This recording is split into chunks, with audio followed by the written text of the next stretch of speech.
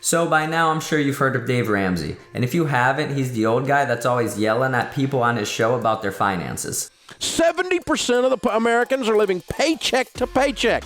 That's stupid. Because you're living in one of the wealthiest countries the world has ever known, and there you sit like a rat in a wheel, run. Why? Because student loans are an investment and I'm going to Best Buy. This is just stupid. Now, I don't agree with Dave about everything, but I do think his methods are actually very effective for most people. Dave's been teaching finance for years and he's done and seen it all, and he really does have a systematic approach to make people get out of debt and retire rich. So in this video, we're going to be exploring Dave Ramsey's 7 baby steps, which is his step-by-step approach to getting out of debt, saving money, and retiring rich. Now, these are taken directly out of Dave's book, The Total Money Makeover. And if you haven't read that yet, I highly recommend it to anybody who's trying to take control over their financial life. I'll put a link to it in the description. So without further ado, let's get into it.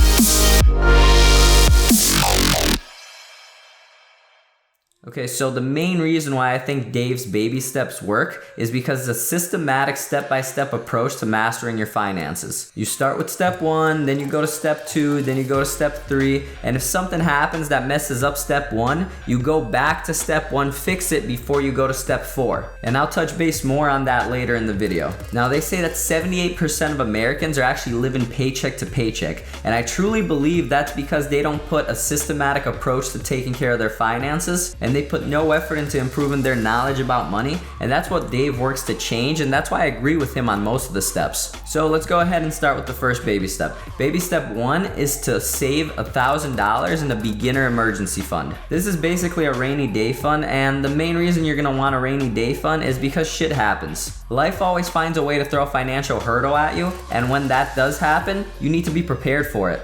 When that rainy day does come, you don't want to be taking money out of your retirement savings or using a credit card and getting yourself into even more debt just because of something that you didn't prepare for that's a small little thing. If you don't have $1,000 yet, what you're going to want to do is save as much as possible, really narrow down your budget this month, possibly even find some little side hustles until you get that $1,000, and do that as soon as possible. And if you do already have $1,000, take that $1,000 and put it into a separate fund. That separate fund is your emergency fund, and when you have that set up, you can go to step 2. Okay, so step 2 is to pay off all your debt except your mortgage. Your mortgage comes in a later step. So this includes credit card debt, this includes your car payment, this includes any loans you may have from Uncle Bill or something. Basically anything other than your mortgage. And the reason why this is step 2 and not step 1 is because if you have a rainy day, you want to use that emergency fund we're setting up in step 1 to pay for that, so you don't have to go into your credit cards for it. Using credit cards is the behavior that causes most Americans to live paycheck to paycheck, and we really want to eliminate it from your life until your debt is completely paid off. So to pay this debt, Dave recommends a technique called the debt snowball. And basically the debt snowball is just a method where you take your smallest debt, and let's say your smallest debt is probably a credit card bill, and you pay that smallest debt first because it's going to help you psychologically. Your brain will see that as a small win, and that small win will motivate you to pay off the bigger debt. And this is the opposite of the technique called the debt avalanche, where you would actually start with your biggest debt first, but because it's going to take so much longer to pay your biggest debt off first than your smallest debt, it's going to end up discouraging you along the way. Now, step 3 is to save 3 to 6 months of living expenses. Now, for this step, you need to figure out what your expenses actually are. So add up all your rent expense, your car expense, your food expense, and anything else that you're paying every month. Then multiply that by 3 to 6. So let's say that your monthly expenses are about $2,000 after adding it all up. You would need to save $6,000 to $12,000 in a separate account that's very easily accessible for when bigger hurdles come at you. And these big hurdles could be something like you lose your job, or you get sick, or you break a leg, or something like that. Basically anything that puts you out of commission where you can't work for a little while. If that does happen, it would be really nice to have a 3 to 6 month buffer while you figure out how to get back on your feet. Step 4 is to invest 15% of your income for retirement. Now, the way to do that is to set up another account. I typically recommend people to set up a Roth IRA account for their retirement with a company like Betterment or something, just because Roth IRAs, they grow tax-free, and when you pull them out at the end, you don't have to pay any taxes.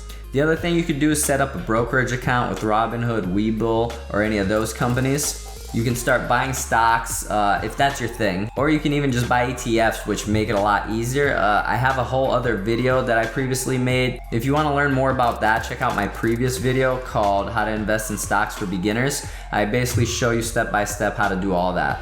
So whichever method you do end up choosing, I definitely recommend you set up automatic transfers. With automatic transfers, your money will go directly from your checking account into this brokerage or retirement account that you set up. So you're gonna be saving for retirement and setting yourself up really well without even thinking about it. What's crazy about it is if you start this early enough and really build a good habit of putting money into your retirement every month, you're almost guaranteed to retire a millionaire thanks to compound interest. Now, step 5 is to save for college for your children. If you have kids or you're planning to have kids, you're really gonna wanna start thinking about helping them save for college as early as possible. Either that or they're gonna end up getting into crippling debt if they wanna go to school later. I'm not really into recommending college to people unless they wanna become a doctor, a lawyer, or something that you really need a degree for, but that's a topic for a whole other video. But if you do wanna start saving for college for your children, I recommend a 529 plan, and that's just the type of fund that has a lot of benefits for educational purposes. But if your child is really young, like younger than 5, you might actually even want to look for a whole life insurance policy for them. It's basically a financial hack that a lot of rich people use to invest into a life insurance policy that down the line they can borrow against the policy, and the policy will actually keep growing even though they're using the money that's in it. And it's a pretty complicated topic that we'll have to save for a whole other video.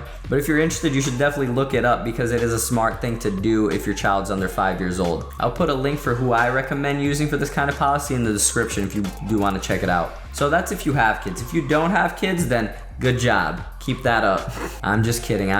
But you know, kids aren't for everyone. So if you don't plan on having kids, you can either skip this step or you can make a fund for something that you really want in place of a kid or something. Oh, I don't think I want kids. I looked it up. I Googled it. It costs an average of $250,000 to raise a kid until they're 18. So I decided I'm not going to have kids. I'm just going to have 2 Ferraris. That's what I'm going to do. Hey, a twin Ferrari fund isn't that bad of an idea if you're a car lover. Baby step 6 is to pay your house off early. Now, this is one of the steps that I don't really agree with Dave on, but it does make a lot of sense for the most majority of people. Paying your house early will definitely give you a lot of peace of mind, and it'll save you a ton of money in the long run because you won't have to pay as much interest. But if you have a really low interest rate on your mortgage, and you're experienced enough to know how to get a bigger return on a different investment, then it might be smart to take that extra money and put it into your different investment instead of actually just paying your house early. Like for example, my mortgage on this house is 4.85%. And over the last 4.5, 5 years, I've been able to average over 30% a year on the stock market. So I make more money by taking the money that I would use to pay off my house early and putting it in the stock market as long as I keep doing the right things that way. But that's really personal and it depends on your situation and what you think is best for you. So that's a decision you're really gonna have to make yourself. And lastly, baby step 7 is to just give to charity. So Dave's actually a super religious guy, and what he does is give, I think, 10% of his income to his church and his religious community. If you're a religious person, that's one thing you could do as well. One charity that I like myself is kiva.org. I like them because when you donate money to them, you're basically giving money to third world entrepreneurs who would take that money and use it to start small businesses or improve their businesses to help feed their families and to help their communities. So that reminds me of the whole give a man a fish, they'll eat for one day, teach a man a fish, they'll eat forever saying.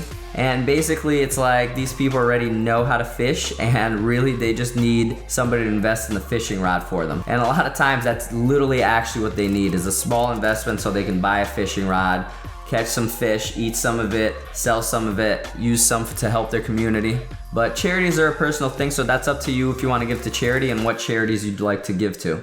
I am a big believer that the more you give, the more the universe gives back to you. So I'm a big fan of Dave's step number 7. Okay, so to reiterate all the steps, step 1 is to save $1,000 in the beginner emergency fund. Step 2 is to pay off all your debt except your house. Step 3 is to save 3 to 6 months of living expenses in another emergency fund. Step 4 is to invest 15% of your income for retirement. Step 5 is to save for college for your kids. Or if you're lucky enough to not have kids, is to save for 2 Ferraris. Step 6 is to pay your house off early. And step 7 is to build wealth and give to charity. So the question on the title of the video is, does Dave Ramsey's 7 baby steps work? I believe so, and I believe it's for one simple reason. It's because it's the systematic step-by-step approach. By following the system, you're sure to get out of debt and set yourself up to retire pretty comfortably. Where a lot of people mess this up is just by not having a system to do it. A lot of times they don't even know the steps, and even if they do know the steps, by not doing it systematically, they're gonna jump around and end up confusing themselves. They'll have a rainy day and end up digging a deeper hole for themselves by using credit cards to solve the raining day. But if you really want to master this game of money, you need a systematic step-by-step approach like these baby steps. You don't want to be in that 78% of people in America that are living paycheck to paycheck right now. And if that's you, just know that it's not impossible to get out of the loop by following the system like this one. What's really sad is when you see people who reach retirement age and they're not comfortable at all and they're like working at Walmart or something. Not that there's anything wrong with working at Walmart, but it's tough when you're doing it at that age and you just don't want it to be you down the line. And it really sucks that school doesn't teach this kind of thing. But you have a huge advantage because if you're watching this right now, it means you're taking responsibility for your financial future and you're not leaving it to chance like most people. I mentioned it earlier, but if you haven't yet, you should definitely check out Dave Ramsey's book, The Total Money Makeover. It's a short read. It's also available in audiobook. I'll leave a link to it in the description. Also, just note, not everybody agrees with Dave Ramsey's really aggressive style to getting out of debt, but there's always some insight you can take from somebody with that kind of experience, and Dave has a lot of experience. Now, I like the guy. I think he's funny. I enjoy his show. You might want to check out his show. Just type in Dave Ramsey on YouTube and they have everything for you. He even takes calls on his show sometimes, so if you want to catch his show live and even call in, he could probably give you some personalized help. So that's all I got for you today. If you enjoy this video, make sure to like, subscribe, and comment so I know that this is the kind of stuff you guys want to see in the future. Also, if you have any questions, go ahead and ask them in the comments. I'm going to try to respond to all the questions. And with that, I'll see you next time.